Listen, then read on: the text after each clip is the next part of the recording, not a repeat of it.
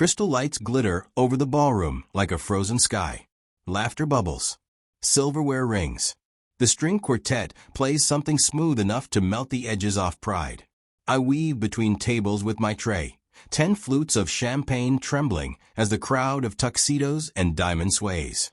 "Excuse me, pardon me, careful," I whisper, stepping around a swirl of silk. That's when I see him. Magnus Vale. The billionaire who owns the skyline. White hair like polished steel. A smile so practiced it looks printed. He stands at the center table, lifting a glass. "To art," he says, voice warm, "and to the city that lets us dream." Applause blooms. Cameras blink. Then his fingers slip from the stem. His face pales, paper thin. The glass falls in slow motion, catching chandeliers in 1,000 anxious stars before it shatters. Magnus sways. He blinks once, twice, and crumples. A gasp ripples through the hall. Chairs scrape back.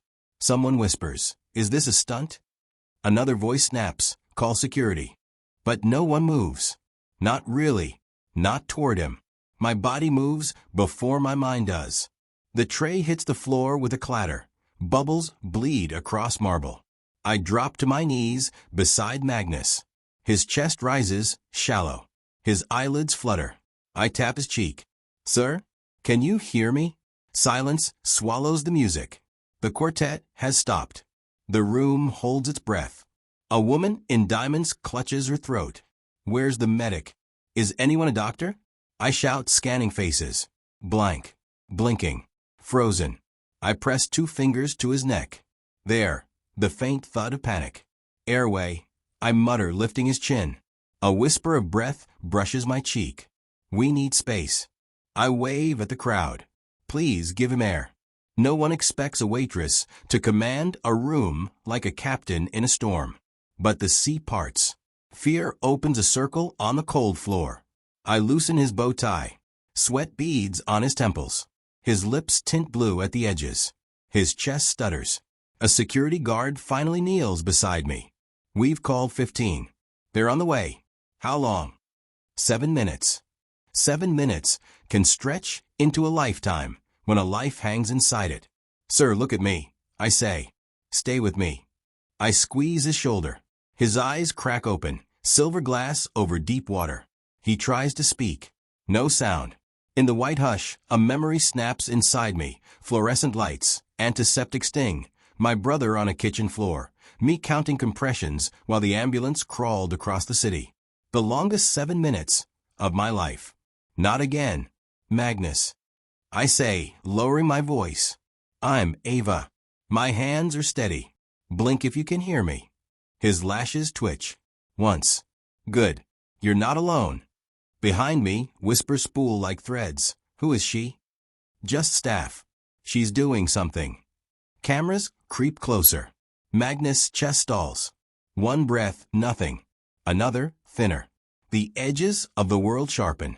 I lace my fingers and place them over his sternum. If he stops breathing, I tell the guard, I start compressions. The guard nods, eyes wide. "Say when."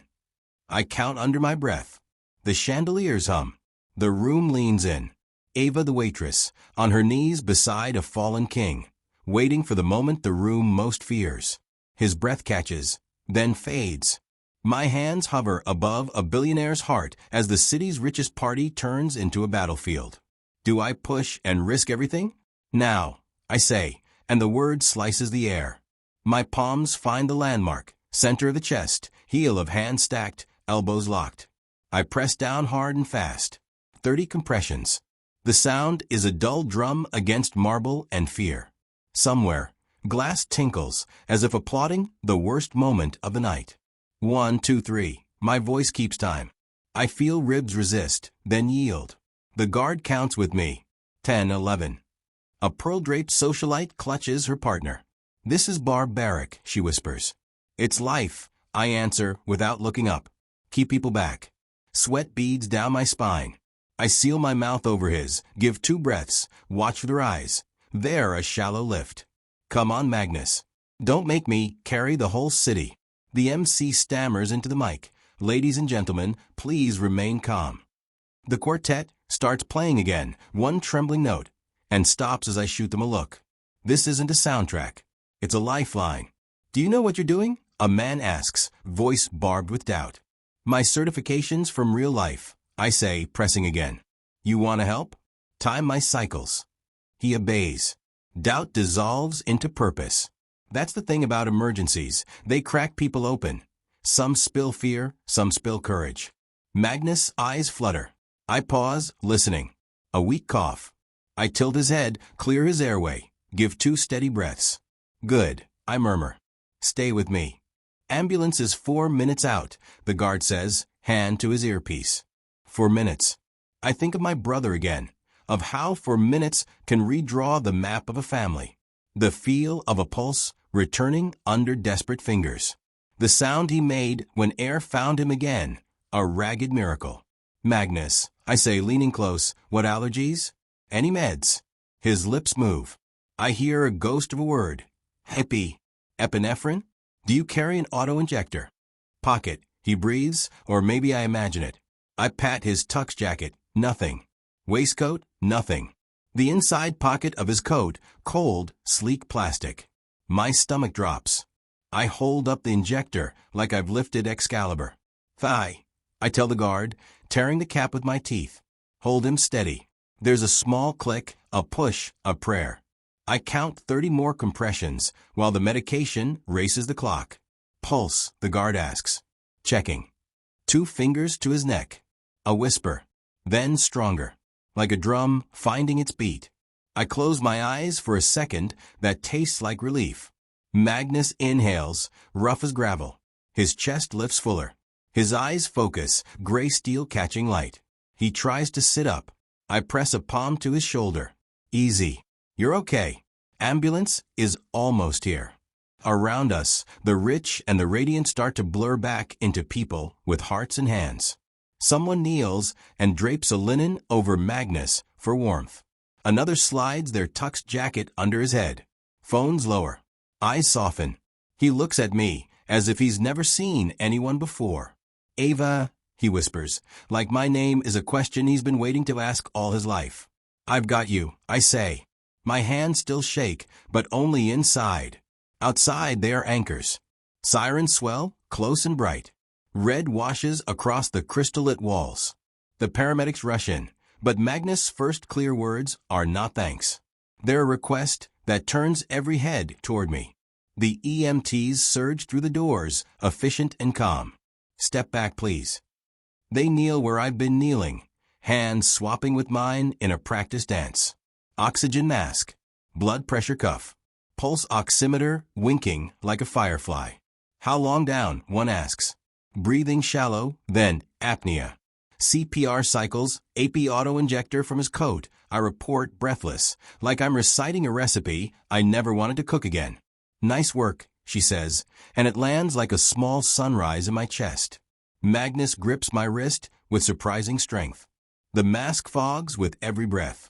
He pulls it aside. Not hospital, he rasps. My clinic upstairs. Upstairs? The room murmurs. Of course, the Billionaire's Gala has a discreet clinic tucked into the building's bones. The EMT frowns. Sir, protocol is...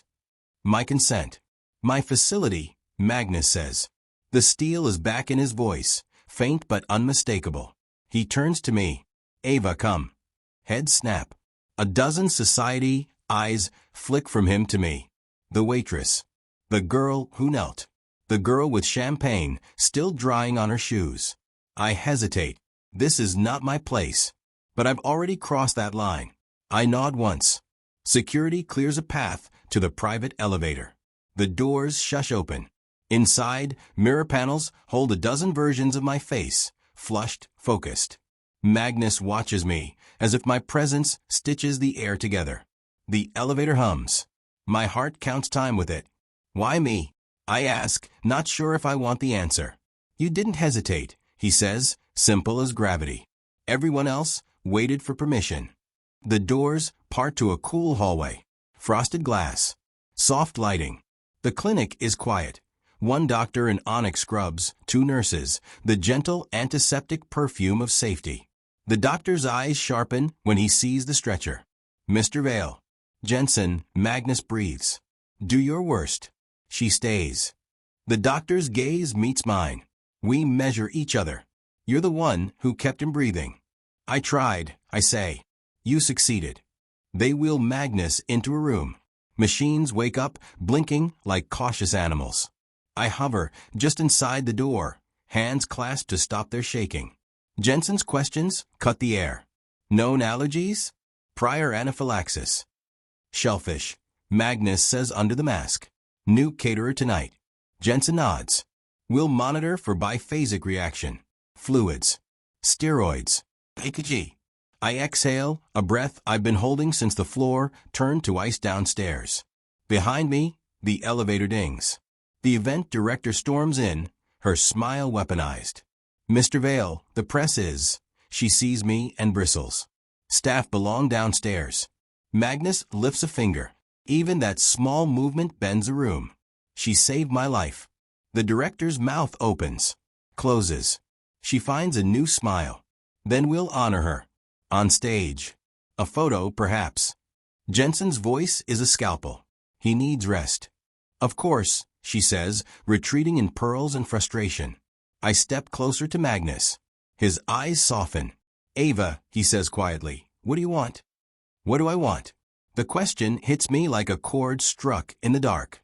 Rent paid? My mother's clinic bill erased? Time, precious, ordinary time. With my brother on weekends that don't smell like overtime? A life that isn't always chosen by emergencies? I don't answer. Not yet. Because the monitor beeps once, twice, then stutters into a new rhythm that wipes the color from Jensen's face. The billionaire's heart redraws its beat, and the doctor's eyes fly to me. Did he say shellfish only? His rhythm's irregular. Jensen murmurs. The EKG scribbles anxiety across the screen. A cold hand closes around my spine. Could be biphasic, the nurse says, already spiking a bag. Or something else on board. Magnus, Jensen asks, voice calm but coiled. Any new supplements? Stimulants. Magnus brow creases. No. Just, he stops, eyes narrowing like he's chasing a memory. The donor cocktail. Special blend. Ginger, ginseng, gold flakes, some imported herb. Yo himbine. I blurt, remembering a bartender's brag earlier. He said something about an African bark. Jensen's jaw tightens. That'll do it. Alarms chirp. My fingers curl over the rail of the gurney. The room tightens, air thinning like altitude. Jensen orders meds. The nurse moves with practiced grace. Magnus' hand gropes for mine, and I give it palm to palm, skin warm against the cool linen. Eyes on me, I whisper. Remember your toast? To the city that lets us dream. You're not done dreaming. He huffs a laugh that hurts to hear. You're bossy. Only when it matters. The medication slides into his vein. We all watch the monitor as if it's a sunrise. The peaks and valleys ease. The room exhales. My knees nearly give. Better, Jensen says. But we keep him here under observation. He turns to me. If you hadn't started compressions when you did. I know, I say. I do. I've lived the other ending. There's a knock. The event director peeks in again, flanked by a man with a camera and a smile that looks like a contract. A statement, Mr. Vale? For the donors. They're restless. Magnus shifts his mask aside. Ava will speak. The director blinks. The waitress. The woman who acted. He corrects, soft but final. Let them hear the real story. Heat climbs my face. I'm not. You are, he says, and somehow it's permission and command at once. In the small clinic bathroom, I splash cool water on my cheeks. Under fluorescent light, I'm just me, hair frizzed, mascara smudged, a dark champagne dot on my collar. My reflection asks, are you afraid? Yes. And? And I'm going anyway. Back in the hallway, the camera's red eye waits. The director forces a glossy smile. Ava, just a quick word. What was it like to save Mr. Vale's life? I look into the lens and find the faces downstairs, doubtful, dazzled, distant. I remember every person who froze. I remember me moving. It was loud, I say, and then suddenly it was very quiet. I didn't think about status or headlines. I thought about breath and time. I did what someone once did for my family. Anyone could have. I just didn't wait. The director tries to pivot to donors and gratitude. I stop her gently. If you're listening, I say to the city behind the camera, get trained. Learn CPR. Carry what you might need. Emergencies don't care how shiny the room is. They care how fast you move. The camera light goes dark. The director's smile flickers like a dying candle. She nods tight. We'll edit. Jensen opens the clinic door. He's asking for you. Magnus is propped up, color back in his lips. Outside, the party has become whispers and taxi doors, an evening turned inside out. He studies me as if the vector of his life has hooked itself to mine. You never answered, he says. What do you want? My throat tightens. Words finally line up. A scholarship fund, I say, for city kids to learn life-saving skills. Free classes. Everywhere. In your name if you want. Or mine. Or no name at all. Silence.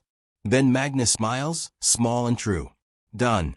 The elevator dings again, this time with someone I never expected to see stepping out, holding a familiar, battered backpack. My brother stands in the doorway.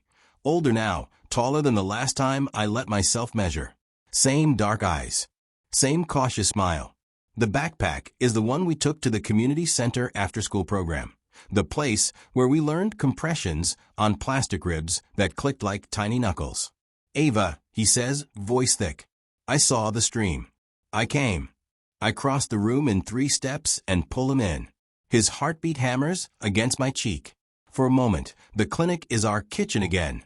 Linoleum cool under our knees. Fear loud as a siren. Then the moment passes, and we're here, held by beeps and second chances. Magnus watches, something like understanding in his eyes. Family. My reason, I say. Jensen clears his throat softly.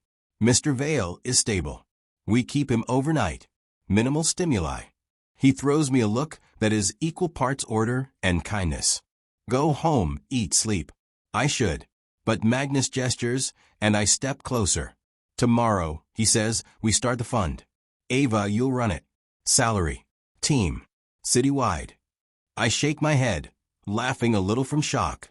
I can't run a. You already did, he says. You saw a city and made it move. Tears sting behind my eyes. If we're doing this, it's not just for kids. It's for everyone. Hotels, clubs, restaurants, the subway. Grants for epinephrine in public places. Partnerships with paramedics. A map of trained citizens. A web of hands. Magnus nods, that silver steel gaze now warmed by something gentler. Draw it. I'll sign it. The director peeks in again, softer this time. Humanity finally outweighing polish. I'll call the media back, she says, uncertain. Call the schools, I answer. We'll need gyms. My brother squeezes my fingers. You always said we'd make the city safer. I always said we'd try, I correct, smiling at him. Tonight we decided. Outside, the Gala lights dim. The chandeliers rest. Somewhere, a street vendor laughs. Somewhere, a mother holds a child a little tighter. Somewhere, a kid watches a grainy clip of a waitress who didn't wait and thinks maybe me. I take one last look at Magnus. Oxygen hissing softly, monitor steady, future widening. Sleep, I tell him. We'll work in the morning. He closes his eyes, a man who has fallen and been caught, and the room settles into a calm that feels like a promise. We step into the elevator. My brother leans his head against the mirrored wall. What'd it feel like, he asks as the doors slide shut. To press on a stranger's heart, I say, and feel the city push back. The elevator glides down. When the doors open, the ballroom is half empty and all changed. Staff sweep glass into quiet piles. I pick up my abandoned tray, the metal cool under my palm, and set it on a table. The night that tried to end itself has rewritten its final act. We walk into the midnight air. The wind lifts my hair like a hand. Sirens fade. The city breathes. If you were in that ballroom, would you have stepped forward or waited for permission? Have you ever seen someone act in an emergency and change everything? Tell me in the comments what you do. And if this story made your heart race, share it with someone who needs the courage to move first.